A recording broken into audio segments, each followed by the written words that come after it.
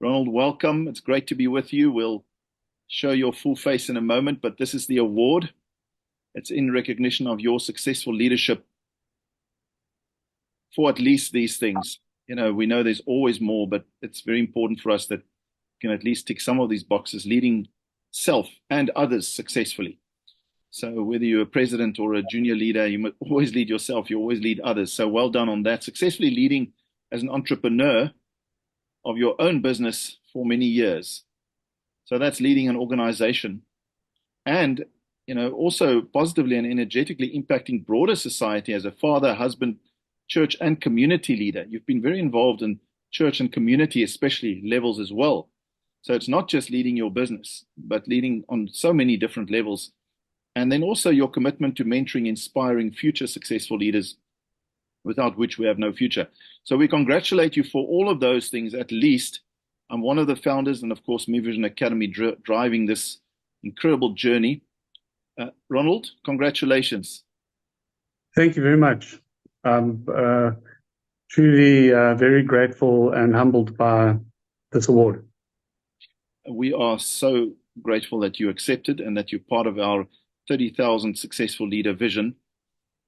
We ask this one question because we're gathering it all together. We ask our successful leaders this simple question.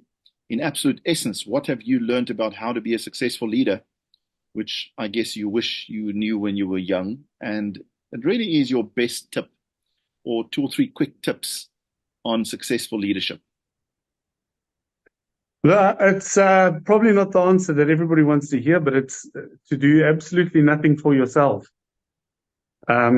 I found myself, I grew up as a very humble and poor farm boy, thinking that I had to make it some way or another. I traveled the world. I worked all over the show. I started by washing dishes, and I thought that I needed to be the one that needed to be built up and become something.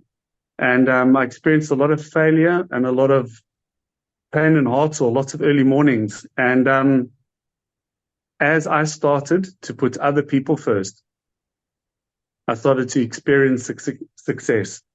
I found that as I shared what I had and helped those that were around me onto the same level as I was, that I almost supernaturally became successful at the next step. And I think it's about people respecting you from leading in a shoulder to shoulder method. But I always plan any project, any business, or any initiative that it isn't me that gains, it's us that gains. And I found that that's what brought me happiness. And success followed with that. I've often been the tip of the spear when it comes to contracting, big contracts or building things. And you find yourself winning a contract, hitting a milestone. And when that contract is signed, it's a very lonely and unhappy place when you are by yourself. But when you have a team that you have worked with, and that team achieves synergy and you achieve certain milestones, there is a fulfillment and a joy inside of that makes every day worth it. It's a lonely place bearing the mantle of responsibility. Nobody understands. You're not only the rainmaker, but you're in charge of that accounts. You got to make sure that money comes in. You got to make sure that knee has a plaster on it. That nobody gets hurt. And it is not a fulfilling experience being a leader by yourself. So that's my answer. My success has come from putting other people first, because somebody in essence put me first once.